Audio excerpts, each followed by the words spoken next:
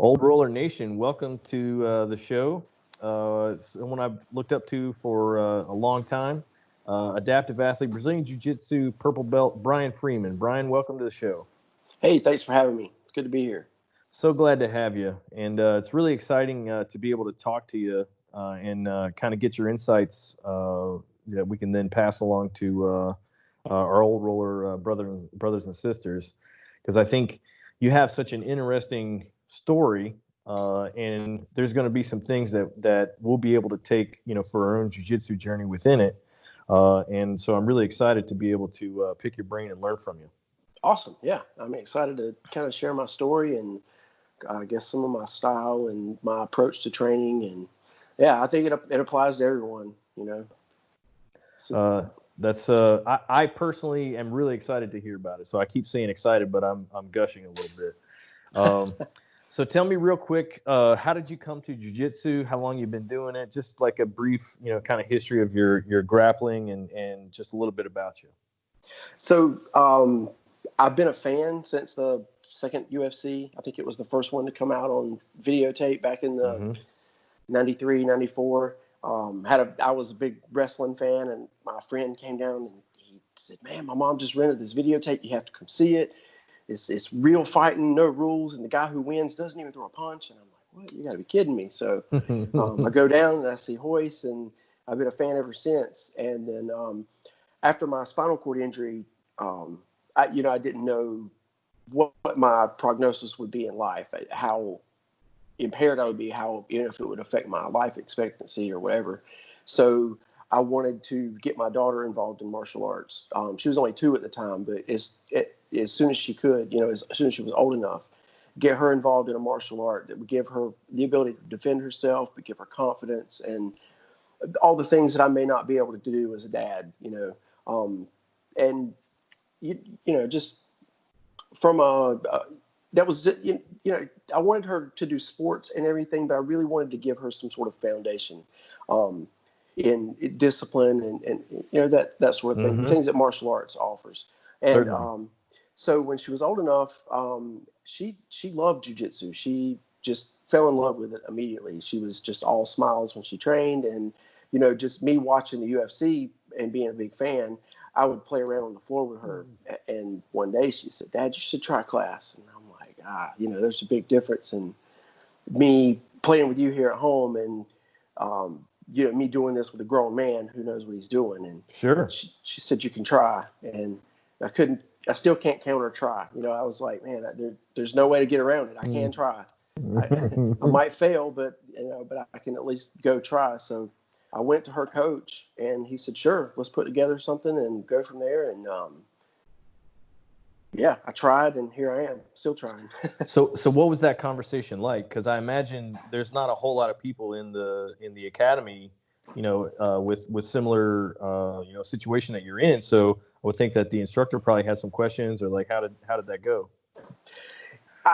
So I think the questions that he had more than anything were my mobility, and how fragile I am, how resilient I am, how basically what I can functionally do and what I can't do.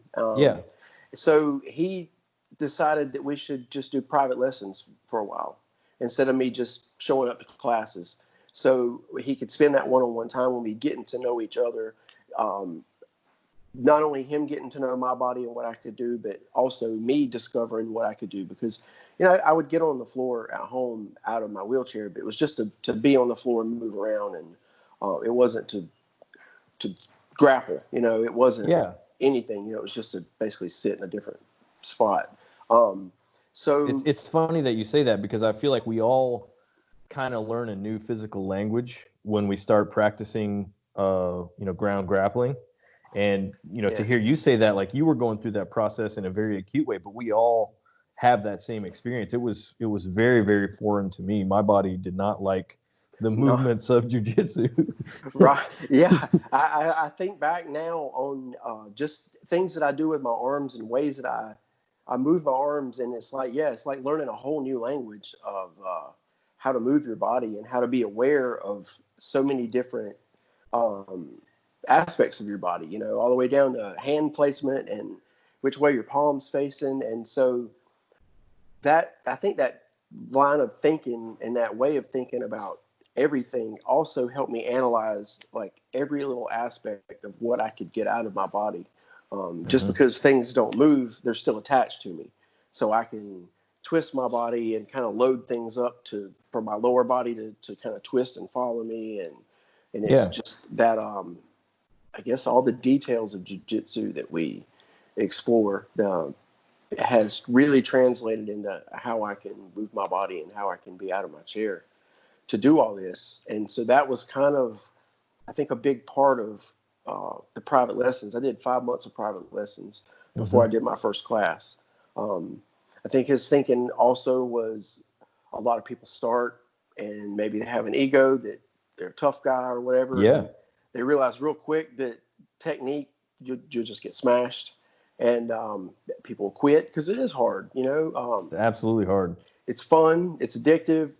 The environment's supportive, but it's still really difficult. And I think people do quit. And I don't think he wanted, with the other challenges that I face, I don't think that, I think that he just wanted to make sure he kind of got me hooked and figured some things out instead of getting smashed like a new person on top of all this. You know, maybe I might leave thinking, oh, okay, well, all I'm ever going to do is get smashed. And so that's a pretty advanced line of thought. Like, I think he was putting a lot of, very careful consideration into the presentation of the art. I really like that thought process. I recommend that people take as many private lessons as you can at the beginning, and you don't have to jump right into actual class for sure, because it was a discovery. You know, for maybe the first few months or so, all I did was sit on the mat with my legs straight out in front of me,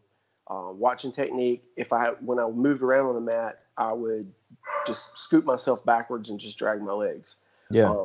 That turned into me getting bored sitting the same way, watching techniques, and I would pull my legs up and cross them, sit different ways, and then that led to me being able to pull my body over my legs onto my stomach and kind of move forward. Just all these different little movements. And that eventually translated to me figuring out how to sit on my knees in class. And now I hop around on my knees everywhere I go. I start rolls from my knees.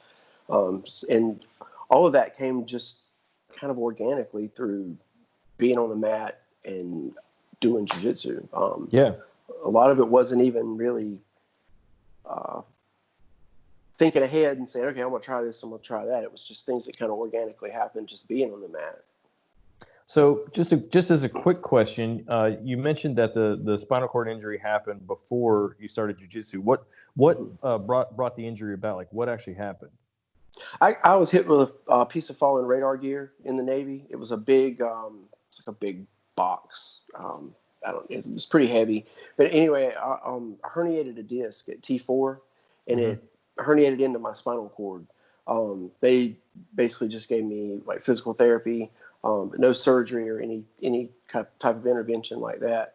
Over like a 7-year period, it calcified into my spinal cord. And so I started having a lot of pain and neurological issues. And then it was a risky surgery to kind of get it out of there, and surgery, complications in the surgery. I see. Yeah. Well, thank you for your service. I'm from Kentucky, and we're pretty big fans of freedom. So anybody who stood guard over it, we're pretty appreciative. So definitely big thanks for that.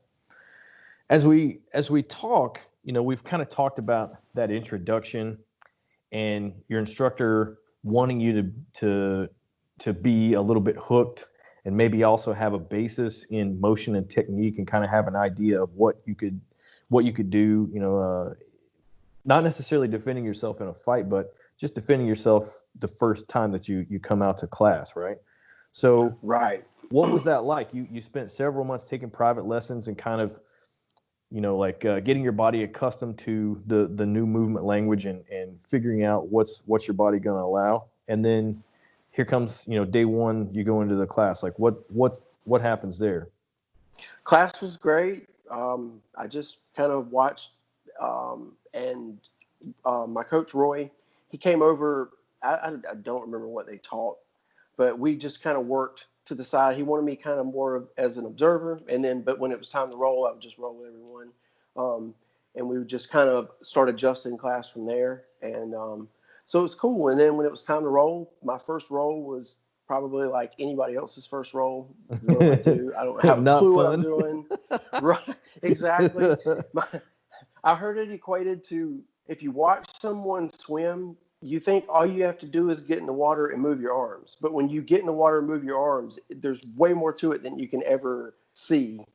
And it was definitely like that. It was, and my training partners, they probably treated me like they treated any other first day white belt, just kind of gently toss me around, tap me out, and thank me. That's the worst part about it, is that they're not. You can feel when someone's trying to fight you, and you can also feel when someone is not, and they're just effortlessly and like almost graciously destroying you. Yeah, my second roll, I remember vividly. The guy had a smile on his face the whole time, and immediately inverted on me, and like I'm in a triangle immediately after that, and I don't know what's going on. But then he thanked me, and I'm like, what just happened? This dude just choked me and then thanked me. And why are you thanking me? Just yeah, we're not friends, son bitch. So, I was confused by your tactics. Yeah. So I was immediately, but I could see this.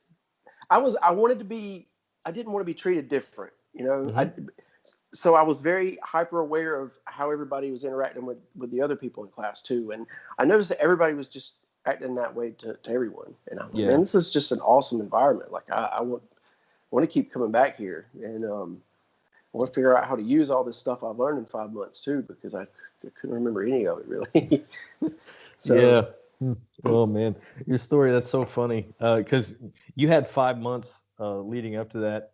And when I came to my first class, it was actually my daughter that got me into jiu-jitsu as well. So that's awesome. Yeah. So you and I are both purple belts, and we both started this because of our daughters. But I came to a like, it was an MMA school, and it was very much like we pretty much like do, a little warm up, and then there's some technique, and then day one you're just tossed to the wolves, right? Mm-hmm. And I was in bad shape, and I was weak, and just like in every possible way not ready for what came my way. Right. And I just remember just being lost in space, mentally could not comprehend how bad it was, just knew that it was bad. And once again, I was in pretty bad shape, so I knew I had already talked to people, and they're like, most people quit really soon. And I knew that I needed it, so I actually paid up front for a year of classes. Oh, nice. So that I couldn't quit. Like that's what it was. Is like, if I've paid, I know I will go, because I'm not going to waste the money. Like I'm pretty tight. Right. So I paid up front for that year, and like day one, I was like, shit. What have I done? This was a mistake. What have I done? It's so funny hearing that from you, because I could just tell, like, these guys, and I don't know if we had any girls in the class at that time. We do have quite a few now, but I just remember like everybody was just clubbing me like a baby seal, but they were having conversations with each other, so I could tell they're not even working, and yet right, I'm just like dying puffing over and puffing. Yeah. Oh man. Yeah. It's definitely an experience for sure. I remember I got to the point to where I was like, all right, if someone attacks me in the street, as long as I can go for about 2 minutes, I know that they'll be tired. Yeah. You see everybody that walks in the door that's fresh, and I was the same way. And I hadn't made that connection, but you're exactly right. Like, if you can just survive somebody going, ham for a couple of minutes, then they're going to be toast. Right. That was me many times. So just a quick here, if you and I have any kind of separation, for those listening in audio and on the video feedback, Brian is currently going through a tropical storm in North Carolina. So if there's any drop off in service, we'll get him back. But he was gracious enough to come despite the weather. So we're going to take advantage of his time and his insights as best we can. Quick, as we move on, wanted to talk about you kind of came from that first 6 months or 5 months, where you're doing privates, and then you have your first day on the mat, and just like everybody, it sucks. Really, I don't think I've ever been so bad at something when I was trying. But I think part of that is the fact that it'd be like trying to learn how to hit a bat or hit a baseball with someone standing right in front of you trying to block it every time. Because we're trying to learn how to do something to somebody who's trying to learn how to not let us do it. So it was definitely like a totally new experience that way. Like I'd never experienced failure like that. Like, man. I can sympathize. I feel exactly the same way, and eventually that became addicting. But in the beginning, that was not addicting. That was just annoying. Right, very much so. So as we've kind of come, from day one, and just getting basically like mopping the mat with your back. How do you come from that and start to find effectiveness, especially with altered abilities? Was there a method? Was there something that you found that was a trigger that gave you the ability to find how your body could work for you? It was a lot of trial and error, really. And my coach was very open to trying a lot of new things. He was very good at giving me concepts to play with instead of, no, this is how you do an armbar. Step 1, 2, 3, 4, 5, 6. This is the concept of an armbar. You hyperextend it. And how you get to that point is if you can get there in any number of ways, you get there. So he was very open to a lot of trial and error. I think one of the biggest or one of the earliest breakthroughs that I had, and looking back on it now, I definitely see it was a breakthrough that I applied to a lot of other things, but I would fight for takedowns or fight to not go to my back. And it was very, very difficult for me. It usually ended up resulting in me being put in bottom side control in not a position where I could get frames or anything. Yeah. So I remember going to Roy one day and I was like, can I just start every roll in bottom side control? Can I, instead of pulling guard, can I just pull bottom side control? And that way I'm not tired when I get there. I do it on my own terms. And that was, going to positions on your own terms was a concept that Roy introduced to me early. So he said, sure. So we started looking at options for me to go there on my terms instead of on their terms, setting frames. And then that kind of translated into me looking at other things and what was expanding extra energy, what wasn't. For the longest time, kind of learning to get on top, we just kind of put that to the side, focused on just going to the bottom, surviving on the bottom, finding some submission options from the bottom, and getting comfortable on the bottom, learning to not get smashed. My school's a pressure school, old school, smash, pass. Yeah. We have a lot of military, so love that shit. Yeah, I love it. I feel like if someone's not, if they don't have a pressure game, I feel like they're taking it easy on me. I don't like it. I'm like, man, smash me. Yeah. I don't like this shit. So it really became, I guess the first big breakthrough was figuring out where to put my energy and where it was just not going to be beneficial, and then building off of that. And then once I had that solid foundation built on the bottom, we started exploring ways to sweep and get on top and controls. And obviously because I have a lot of dead weight, just paralyzed body, I can generate some pretty good top pressure and control. And so we just kind of let my body and my mobility kind of dictate where my game took place and what we could do from there.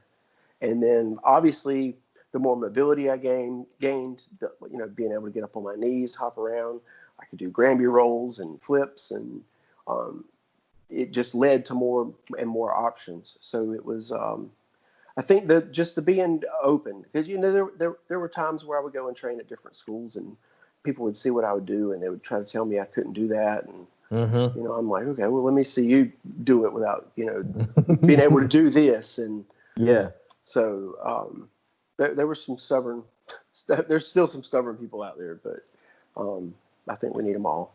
That reminds me, we have a student who he had a hip injury, just like a something on his hip socket. It eventually required surgery, but he was extremely athletic. I mean, just one of the most athletic people I've ever met. And I was trying to teach him, some pressure stuff, and it was really hurting his hip. But he had never told me that something was going on with his hip, right? So I'm just like, look, you got to sprawl your hip down. That's where the pressure's from. And he's like, well, I can't. And I'm like, come on, dude. You're a Division I athlete. You're telling me you can't get your hip to the ground. And so then he explained to me, like, oh, well, okay, well, let's work another way to make this happen. Right. But if I had known, I came off like a jerk, but I wasn't trying to. I just, I was like, come on, dude, you're way more athletic than me. Right. I've had people yelling at me. I had a match a few years ago, and I was kind of in mount, but my leg was kind of caught between his legs, so it was like a half guard. He's an adaptive athlete also, and so his legs were just kind of laid open. And somebody said, pull your knee over, get to full mount, get your points. And I'm like, I can't pull my knee over. It doesn't. So somebody was telling him to trap you in half guard too. So. I'm sure, yeah, exactly, yeah. That's funny because my coach. So I don't want the podcast to be about me ever, but the things that you say remind me of me. This is humbling. But my coach, so many times in the very beginning, would be, like he would be trying to coach me through a roll or something, and I couldn't even hear it. Like my brain was so shut off to external inputs because of the intensity of what was going on around me. Right. That I couldn't even hear what he was saying. And I know that it got on his nerves, but I am not a fighter. Like there's never been a fighter's bone in my body. And so when I had this feeling of, oh, wow, I'm in a fight, my brain just immediately spun up, and so the world just stopped existing. And it probably took me 6 or 8 months to even be able to hear him trying to help me. It's like I didn't even register the sound of it. He could have asked me, like, what did I say? And I'd be like, you said something? I never heard it. Right. You're just so focused into that moment. Yeah. And just bugging out, like that's I'm not.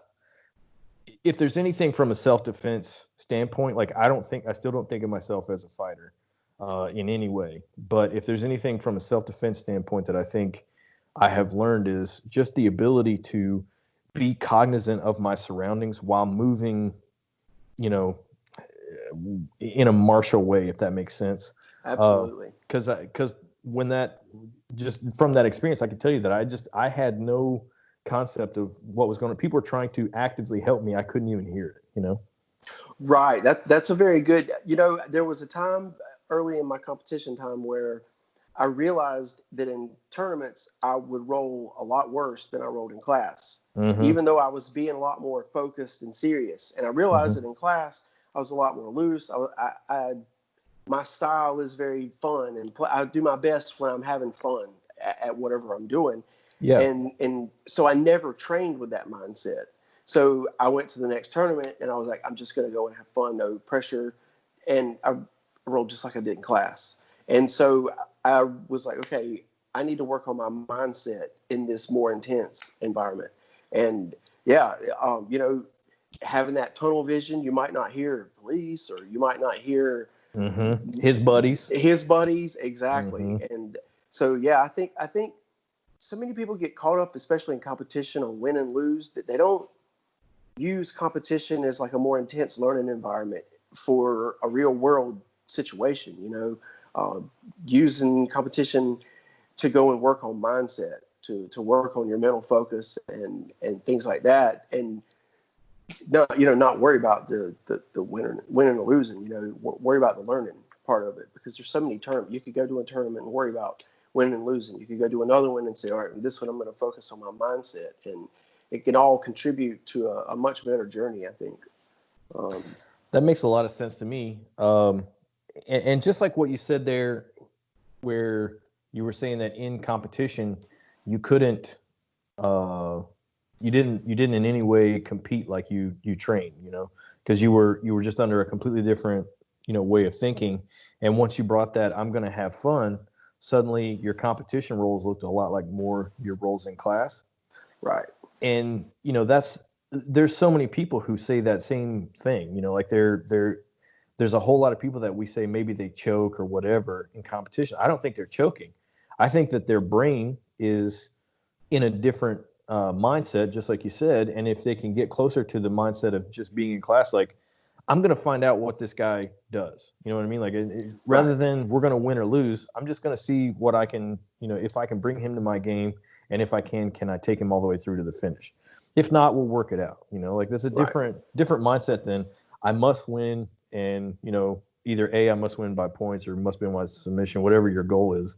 If your goal is just to get out there and explore and have fun, the way that you conduct yourself will be different too, I think. I think so too. I mean, we pay money to go. People say, "Well, I'm paying for it, so I'm going to go win." Well, we pay for seminars. You don't get a medal at a seminar; you learn. Mm-hmm. So I think we could view a lot more opportunities we have in jiu-jitsu as learning opportunities to kind of further our journeys and make us better martial artists. So, along with that playfulness, what else have you learned from competition? Like, what else has that given you for your journey from white to purple? It got me on a path to better health, for sure. I realized after my first tournament that what I was doing for fitness versus someone who could go and just jog for cardio was vastly different. And I realized that I needed to find something to get myself in better shape as far as cardio wise. So I took up hand cycling, which is, I started competing in that too. Oh, wow. That's cool. I didn't even know there was such a thing. Oh yeah. There's it's a Paralympic sport. There's I've done duathlons, and you can do various distances, races. And then obviously that quest led me to being even more sore. So that led me down the supplement and the diet path, and to get on a track to a better diet and just overall health. I think if I would have never competed and just trained jiu-jitsu, just went to class and did all that, I think it would have probably still led to a healthier lifestyle all around. But just how exposed I felt in competition really let me know real quick, okay, I need to be in better shape if I want to be prepared to be attacked in the street. I don't want to be the guy gassing out in 2 minutes. Right. And so that just kind of kept going. But I feel like the biggest thing for me was not viewing every tournament as win or lose, but viewing it as learning opportunity. I think it was Hickson Gracie who I heard say that competition is just a more intense learning environment. I was like, okay, I need to use that. If he says that, then I need to. Sure, yeah. I need to listen. And really, so I tie that in. So I asked my coach before my very first tournament, I said, what advice do you have for me? He said, if you win, don't get too excited. If you lose, don't get too upset. Nobody cares about your medal but you and your mom. I was like, all right. Yeah. So I was like, all right, let me get the most out of this I can. And that makes a lot of sense. And I also like the idea of when you put it into, if you put competition into a training context, then it becomes sort of a unified part of your total journey, as opposed to this thing that's sort of out in left field that you just do. Absolutely. And so it kind of binds it together with what you're trying to accomplish globally, which is, in this case, you've gotten in better health. There's a self-defense element and, like a community element. Based on what I'm hearing from your gym, it sounds like, you got a pretty good environment and probably good training partners. So the idea of turning a competition into a training scenario unifies that with that whole other, which is what you're doing at all times. You're always in training. Like we don't do competitions. Like there's a lot of people who do competitions every weekend, but still that's just once a week. We know if you're doing them every weekend that you're training all week too. Absolutely. So the bulk of your time is training. And if you turn a competition into training, that seems to me to be a pretty cool and helpful way of unifying that with your total journey. Absolutely. Yeah, absolutely. I think there are definitely lessons that you can learn in competition that you can't learn at a open mat or class or really any other way. It's that you only get one time. But ultimately, if you say tap or stop, your opponent's going to stop. It's not going to be a street situation where they're not going to have any mercy. They're going to take your money or whatever. So you might as well take advantage of all the learning opportunities we can. Really, ultimately, I feel like the more I learn about jiu-jitsu, the more I realize I don't know about jiu-jitsu. So I think that's fair. As you step deeper into the tunnel, you realize how deep the tunnel goes. Right. Right. You get to the end of the tunnel and you realize it just branches off into a lot of different other tunnels. And so one of the things that I wanted to bring you on for, and I feel like in a way we've already kind of gotten to it, was when we talked about the idea of what ways have you found to adapt to bring yourself to a state of effectiveness, because jiu-jitsu, unlike some martial arts, and I'm not one to bag on any martial art, I think if you're moving, in an athletic way, that itself has a self-defense application. Just right. being athletic is I think a martial skill. But just having that awareness and movement of your control of your body, absolutely, because a lot of people don't have that. 100%. When we talk about like the rolling and the sparring, that's one of the things that sets some of the grappling arts really apart, is that we can go 100% and not get our brains damaged from all the striking. Right. And so we're continuously proving and improving our total effectiveness, how effective we are against someone who's, just like you said, always trying to block us. So given that you have some pretty serious limitations coming to effectiveness, I know you don't get a purple belt for showing up, right? Like that's right. You're a bad dude if you're a purple belt. And I don't say that, like, I'm a purple belt too, and I feel like that's almost like a brag.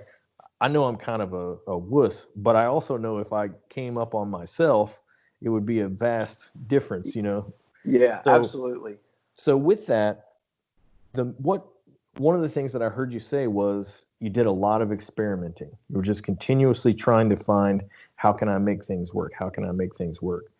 And as we age, our body, it's going to give us some things to adapt to.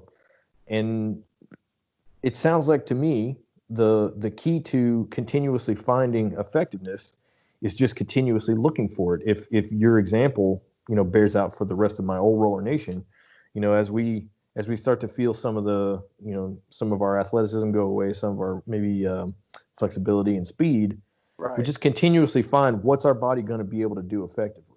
And that just takes experimenting and being willing to make modifications. Is that kind of the answer that you've come to? Absolutely. A couple of things. One, for self-defense in my wheelchair, I have a lot of various techniques, ways to get in, or apply guillotines, Darce chokes, cross collar chokes, arm locks. But I've practiced it enough to know that in a real situation, I'm going to look to hit like a Japanese double, put them on the ground, create distance, and try to create noise, get somebody. I'm not going to look to tie up and actually really get drug out of my chair into an altercation. So there were some things that we identified that are primary and some things that are, okay, we need some other options just in case to cover our bases. But as far as getting my purple belt, it was basically like, Roy was like, this is my requirements for a purple belt. And basically I took the purple belt test. We took out everything that I physically wasn't going to do, all the standing techniques, close guard, things like that. But how should I put this? Each thing that I took out covered a scenario that you could end up in a situation. I have to have a replacement for that scenario. It may not be. Yeah. So that's kind of the route we took. And then kind of the way we got there was, say there's 5 steps to an armbar. We would look at it and say, okay, I can definitely do this step. I can do this step, but I can't do this. So there might be 4 steps that I can do and 1 step that I can't do. Then we look, okay, how can we substitute this step? Sometimes we could find a way around it, and it would be something that I could start working on and kind of figuring out in a role. Sometimes there would be no solution for it. And it would be like, okay, all right, well, let's just put that on the shelf. We'll come back to it at a later date. Um, Probably the highest percentage thing that I've come up with that I used applying kind of all that was a scissor sweep. I can demonstrate a scissor sweep, but if you give any resistance, there's no way I'm pulling it off. All you're going to do is you're going to sprawl out and you're going to come around behind me and take my back, and I can't stop it at all. Sure. So I would get to that position in rolls a lot. But every time I go for the scissor sweep, the same thing would happen. So eventually I just abandoned that. One day it kind of clicked in my head like, man, I can get there over and over. So I went to Roy and said, look, this is a position that I can get to, but I just can't do the scissor sweep. He said, okay, let's do this. We adjusted 2 grips. They sprawled. They came around from my back. I just rolled to my belly, and I had the grips for a baseball bat choke. So I turned an Ezekiel or a scissor sweep into a setup for a baseball bat choke. So that led me down the path of, okay, let me see what other positions that I can logically get in with my body, and then what options I have from there. So it became more about what I could physically do and then what I could do from there, instead of trying to constantly look at what the technique required me to do and try to figure out how I could make my body do it. So I think sometimes if people will just look at what their body allows them to do and then look at what options you have from those spots, they'll be a lot more effective, a lot more efficient, and you'll be there's a certain sense of there's a certain satisfaction that comes with finding these techniques that kind of organically work for your own body. I have some sweeps. My primary sweep is a Kimura sweep where I get a Kimura grip from bottom side control. And because I can't control the person's body with my legs, they either try to step over for a far side armbar or run around to the other side, and I can hit a sweep in between there. And I've had so many people tell me, never get that grip unless you're controlling their body, but you learn to do that. And then people say, well, what about the far side armbar? Well, if they do that, just let go and start over, Yeah. There's so it just always and that's what it's become for me. It's just been analyzing where I get stuck in situations and but understanding I can get to those situations and then what's going to be a better option. So I think if people, listen to their body more, obviously there are details. There are details to details, and then there are details to those details that help with little angles and helping, if you have short legs or if you're a bigger person or a weaker person or, whatever the case may be. But I think the main thing is just figuring out what because I feel like things that limit our bodies also create unique things that we can do with our bodies that other, like, for example, I can't use my legs, but I have ridiculously strong upper body.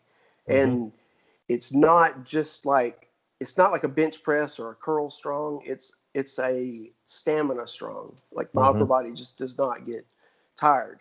And I just feel like that we all have little hidden weapons.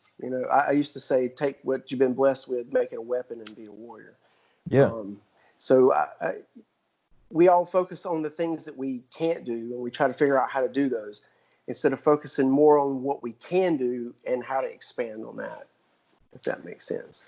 It does, and that's a fascinating take on it because I think traditionally the way that we think is very much, how can I figure out how to do this thing that I'm supposed to do, as opposed to saying, I may not get this, but what can I get that's near it? Or what does getting to, 0.4 out of 5 give me that I can then start to go on, on my own path? Absolutely. I played guitar when I was a kid, and I actually studied it in college. And one of the things that my guitar professor taught me that sounds very much like what you're saying, what he said was limitations are what dictate style. So if we all could play like Eddie Van Halen, then Mhm. we all would. Like that's what Right, like right, there would just be one guitar player, and like every band would have the same guitar player. It's just a different guy because we all would do the things that like guys like him can do, right. but we all can't. And so our limitations will dictate what we do, and then we got to find a way to make music within the boundaries of what our fingers will allow, which Right. sounds to me exactly what you're saying, like substitute music for jiu-jitsu. And you're saying, well, I can't do all these things I might like to do, but I can do these things. What can I what how can I expand that and make that better? And that's a cool thought. Absolutely. I think that it's led to a lot of competition success, and it's led just to a fulfilling journey of I constantly feel like I'm growing, and I always want to keep things realistic too. Mm-hmm. I think if I got beat up in the street, I would feel like I would need to come home and throw away all my medals. Like so. So I don't want to develop bad habits, and I don't want to develop unrealistic scenarios. There are definitely things I can play some full guard and do some crazy stuff with white belt. Well, it's not really crazy stuff it's crazy stuff for a paralyzed guy, Sure. But realistically, at my level, I know what I can and can't do, and even little adjustments. Like I don't play top side control from the top, because it's easy for people to capture my leg and recover half guard, and then next thing you know, I'm back in their guard. So Makes I sense. just made the little adjustment to play like 100 kilos or north south, and so my legs are totally out of the playing field for that, and then I just developed a game from there. So it was just figuring out little things, little ways that people used my mobility limitations against me, and how can I keep that away from them. And Mm-hmm. people ask me a lot about how I deal with footlocks, and a big part of how I deal with footlocks is I don't go for footlocks, because generally that'll put me at risk of the same thing, and they're going to be able to defend a lot easier than me. I might not need my feet, but You don't need them getting just cranked on either. exactly. So a lot of that stuff is just understanding what the risks are, and just saying, okay, it's not really worth it to I'll just keep expanding on these places where I'm safe and where I'm effective. Something that you said there led me to one of the questions that I had written down that I wanted to ask you, and I think you may have already answered it. A lot of times we see, like we've all heard of the blue belt blues, and we've all heard of this and that, and a lot of people, early on, especially somewhere between white and getting fairly far through blue, will quit. But what you said was that you were always finding ways to be better and to be successful. So you were graduating your successes.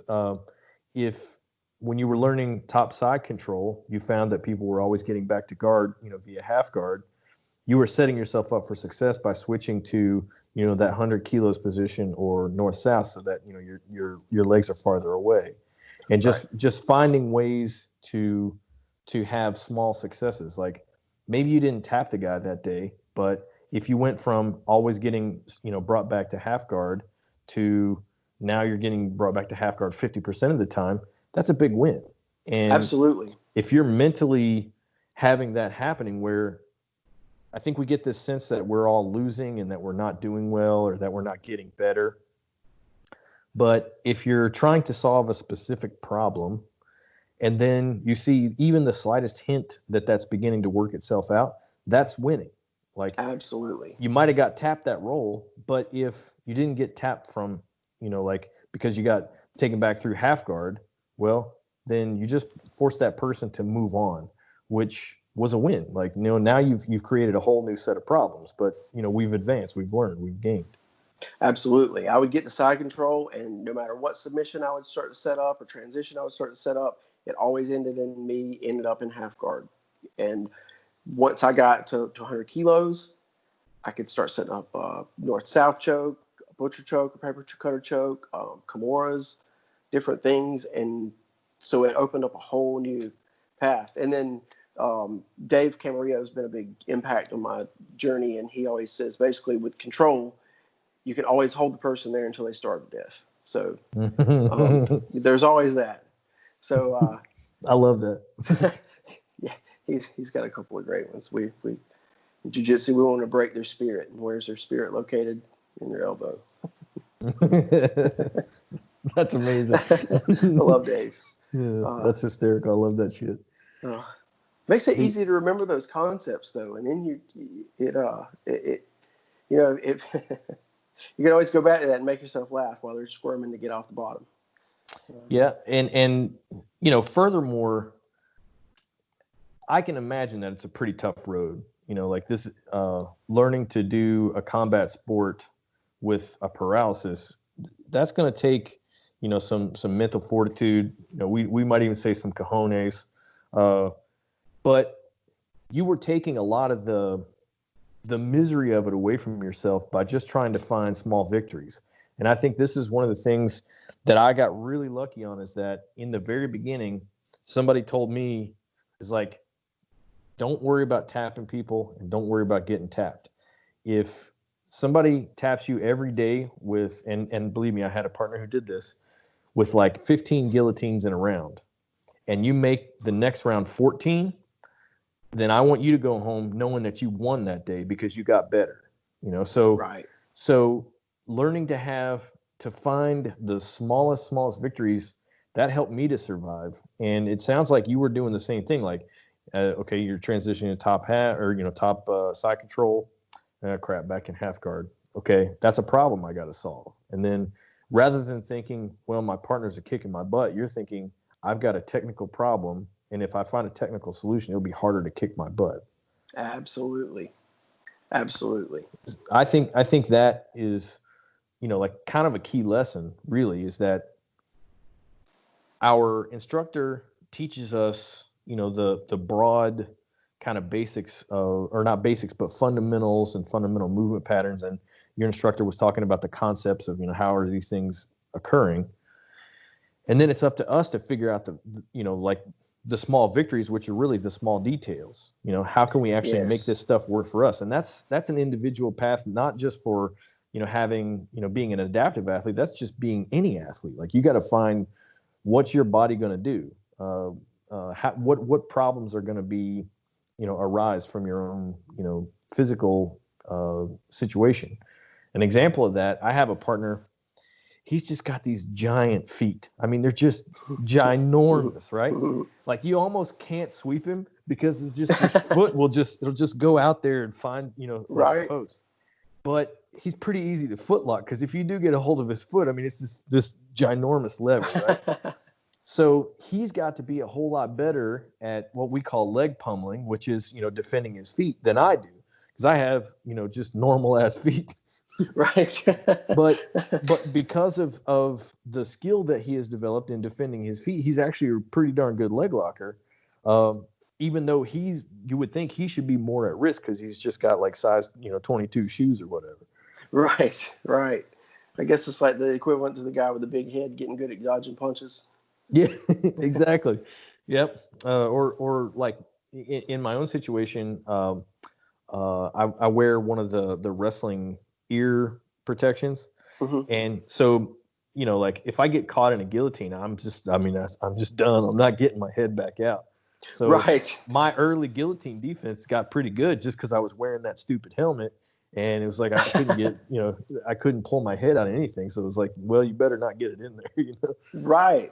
And I think naturally we all have that in our bodies naturally. And I think if we can kind of embrace those things, that really will help shape us into you know, I'm not sure if you're familiar with Kyle Maynard.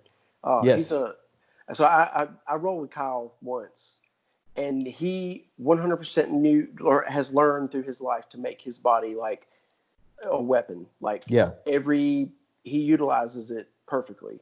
The way he controls you if you try to escape the bottom, he was the person who opened my eyes up to that concept of like, okay, I've got some unique abilities with my body. I've got some unique limitations with my body.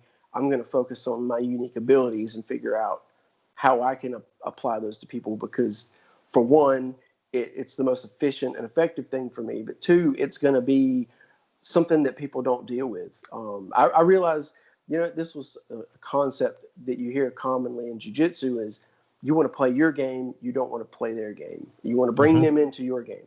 Well, for me, my best game is on bottom.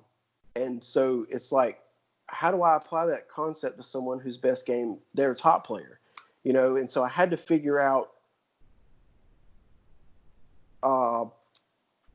there's more than just positional play-in to define what your game is. And I realized that my world is confusion.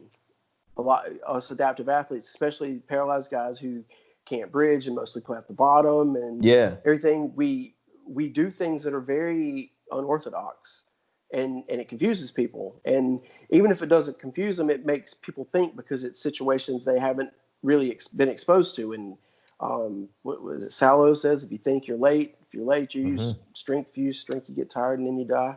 Yeah. Something for those long lines. So I realized that everything I was doing was kind of creating that thinking moment, even for certain black belts and everything, of like, wow, why is he doing this? And then I'm on to my next step. Just another little concept that I use is breaking down that and understanding that my certain limitations gives me like the superpower of confusing people. And so, so I need to be aware of that. And then that's my world. And, globally, I think jiu-jitsu is almost the art of subterfuge. Like what you're saying is a very advanced, even within jiu-jitsu practitioners, you're confusing and subversive. But jiu-jitsu itself is unnatural, because if in nature, pretty much the bigger, stronger animal wins. right. And in normal, just one-on-one fighting, the bigger, stronger person generally wins. Right. But jiu-jitsu flips that script on its head, and in my opinion, it's an unnatural action. I agree.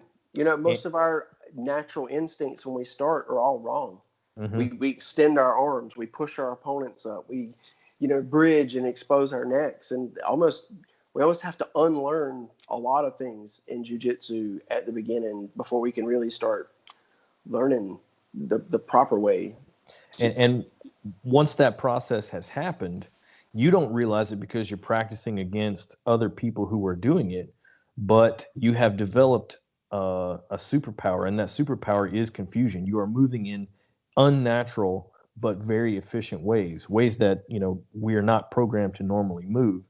And suddenly that subterfuge element of just like giving someone a problem that they don't have any concept of how to solve, right. We're all actively practicing that. And what you're describing is practicing it, within your partners and your competitors, based on, the way that your body moves. And that's, I hadn't even really considered that, but that's such a fascinating concept. Is like, that's actually what we're all doing.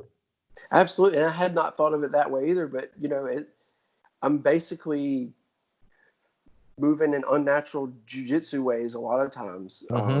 From one of the concepts that I kind of created in my head was, I call it the fire hydrant concept, where if someone asks for a glass of water, I shoot a fire hydrant at them. If they want my arm, I give them way more of my arm than they want. And it's always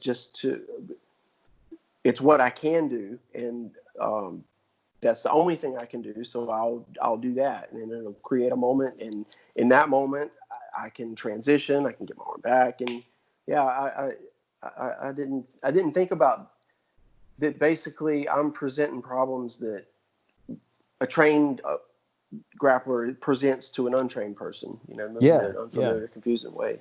Because it's you're being sneaky in that you're not doing what you're supposed to do. Right. Oh, I get that all the time. You're so sneaky.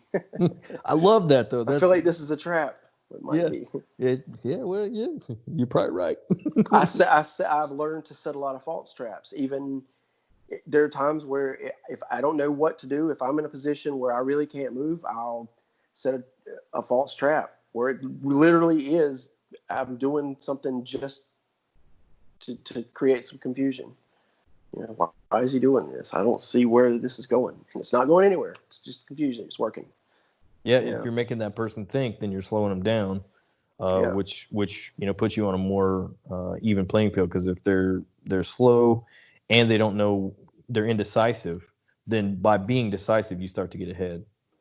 Absolutely. I feel like for me, the mental aspect of things, the strategy and things like that are very, very important in a lot of defensive situations, for sure. Mm-hmm. Not being able to bridge and escape certain spots. But I wonder,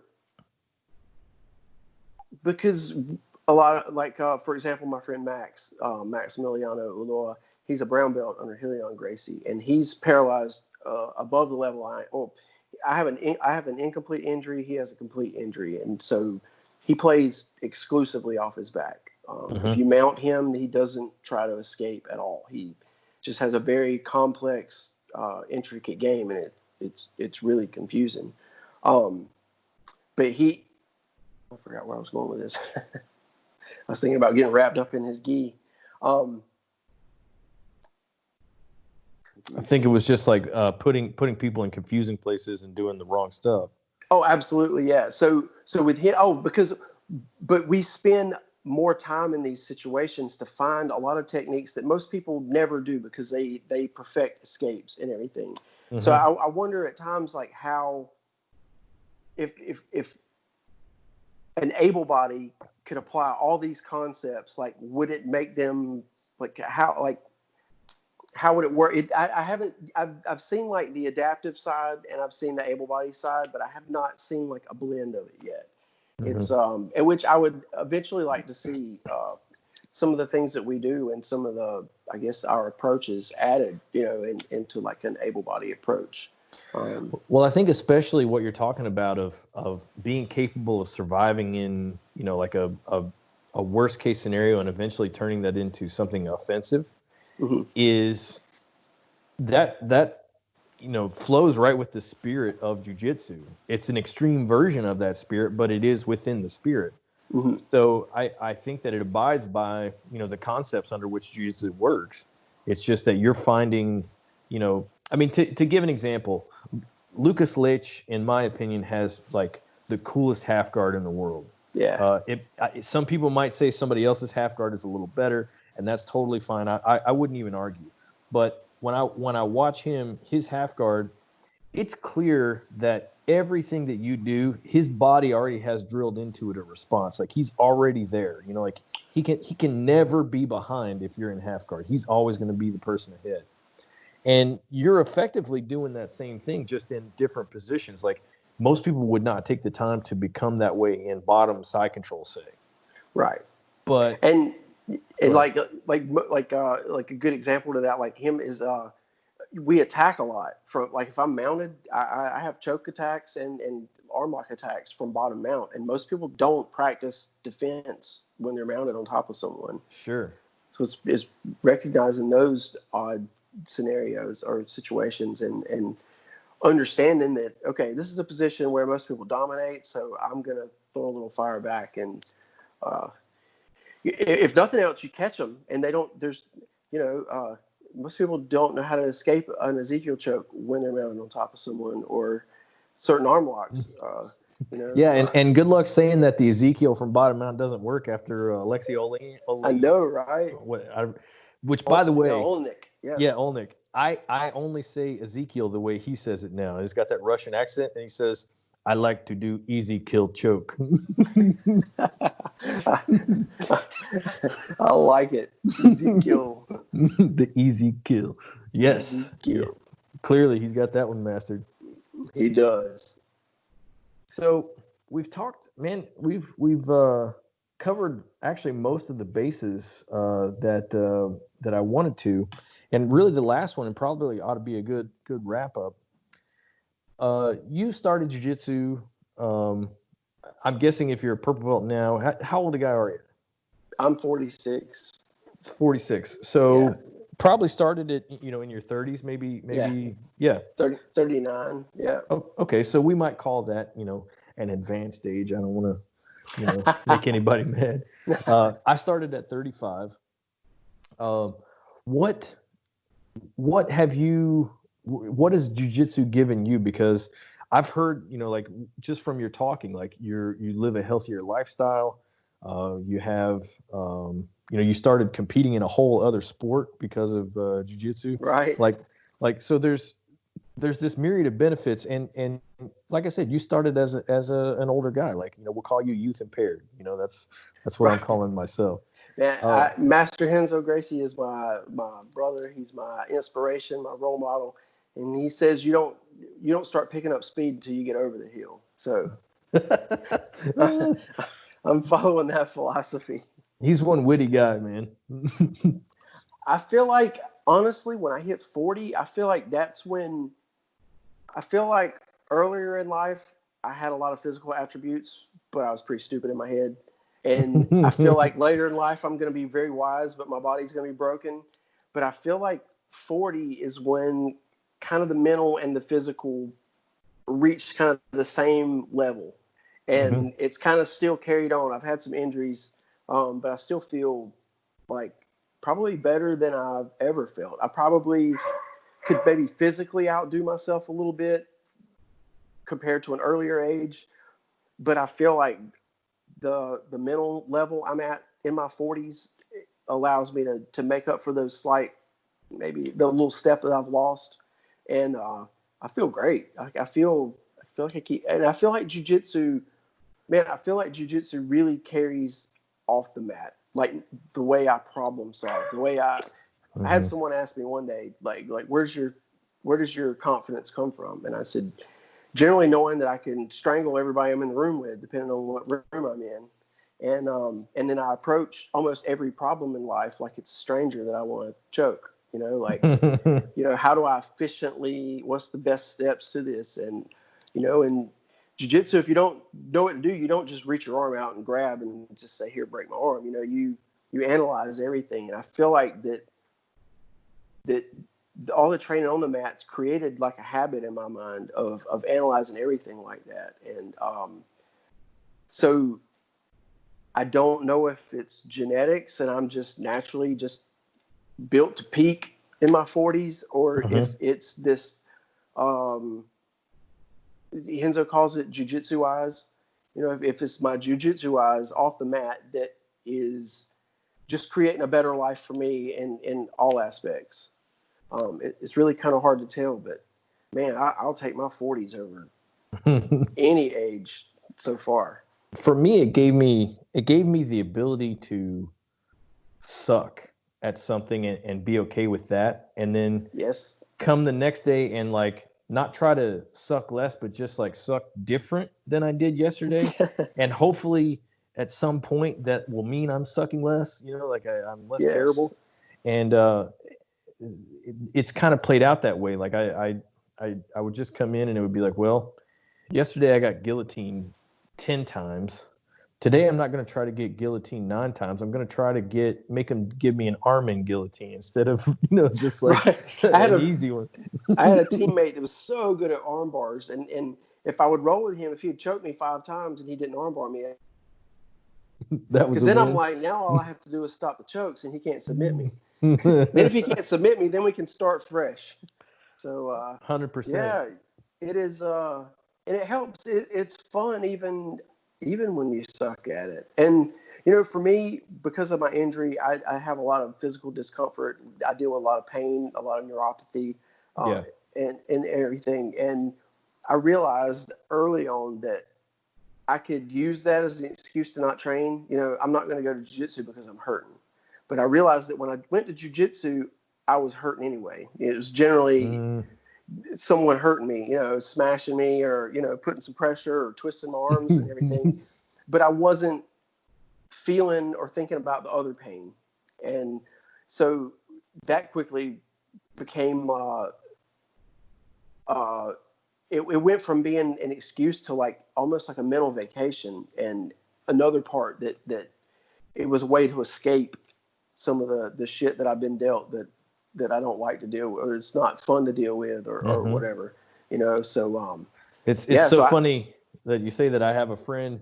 He came into class and his foot was just like purple and green, and just it looked terrible. And I'm like, man, what did you do? He goes, oh, I dropped a kettlebell on it earlier. And I'm like, well, did you go to the doctor? He's like, no, I could put weight on it. I'm sure it's not broken. And I'm like, why are you here? And he's like, well, I mean, I was already hurting, so I'm Ah, so true. I broke my left foot three times in the first 6 months of training, and so I would wear like a boot, like I had like a cast boot thing, and I would just lay there and have people mount me, and we would just go. I would like if someone came foot, then when I'm healed, then I should be like even better. I should start being able to escape maybe, or so I think that's another thing is I've seen people sometimes who won't train for little injuries, and I'm like, man, just go and watch, take notes. You're just looking for a reason to not train. Yeah, my coach gave me some really good advice when I had an injury outside of the gym, and I hurt my ankle really bad. And he was like, just keep coming to class, because you don't have to roll, you don't have to do the technique, you don't have to do the warm up. He's like, just come to class and watch and take notes, and just just keep it in your habit. And I don't know that I would have quit. I don't think I would have, because like I said, I paid my year in advance, so I don't think I would have quit anyway. But it never gave me the opportunity mentally to stop coming. So right. Once my foot was like allowing me to move, then I just started moving and working with it. And so it was just, my habit never changed. I still came to class on time, and I just watched instead of did the movement. But I actually got better in that time period because I made some sense of some things that I couldn't have while I was rolling. Actually, there have been times where I was like, you know what, I need to just sit back and watch. You get so immersed in it that. And a lot of people watch grappling events on TV or streaming online or whatever, but watching it live sometimes just taking that step back and just looking from the outside and watching people live roll, you can see a lot of things that other people do and that you only see yourself do, or you only see someone trying to do to you up front. So I think that there's definitely a lot to be learned just sitting and watching sometimes, taking yourself. One of the things that I got from that experience was there were a couple of partners that they did a few things that I just didn't have a response for. And I watched other people deal with that thing that they were doing and have a response. And suddenly I got ideas for what I could do. It's like, but I probably couldn't have gotten those ideas if I just kept rolling with the guys. Like I just would have kept getting my ass kicked by that thing that he was doing. Right. I think it's so fun. You want to roll. Everybody wants to get to the rolling part. It is so fun. And, but I think, yeah, especially when you're injured, those are times where you can step back and watch and take notes and maybe look at things a little different, ask a little different questions, and see things differently, and continue on your journey, like you say, still be around your jiu-jitsu family, and continue that, stay in that habit. Yeah, that bond is hard to explain to anybody who's never experienced it, because we're a group of people who smash, choke, and try to break each other's limbs, and yet like the bond that you feel with them is so intense. And everyone that's in my gym comes from a very, very different background. Does very different things in life. There's everything from 21-year-old college students, all the way up to a couple of 50+ attorneys, and they all get along. It's a really interesting thing to watch that you wouldn't see in almost any other environment I can think of, where people from such different situations and backgrounds are very, very close. Like they're not just like, hey, how's it going? Nice to see you, Fred. Like they're close with one another. Absolutely. It's such a difficult, I think it's such a difficult endeavor for pretty much everybody. It's just an unnatural thing we're learning to do. That it helps. And then when you're humbled and smashed and you lose your ego, then you really want to help. And it just, you're so much physical contact, so much trust. I'm trusting strangers to choke me and stop when I say stop, or to twist my limbs and stop if I say stop. And so it's a lot of. You don't think about that trust when you're rolling with different people. You just think, okay, well, I'm gonna roll with this guy, but it's there. It's a lot of trust, especially in competition. Nobody wants to really hurt anyone. Yeah, it's definitely in sweating on each other. God, I've had countless people sweat in my mouth.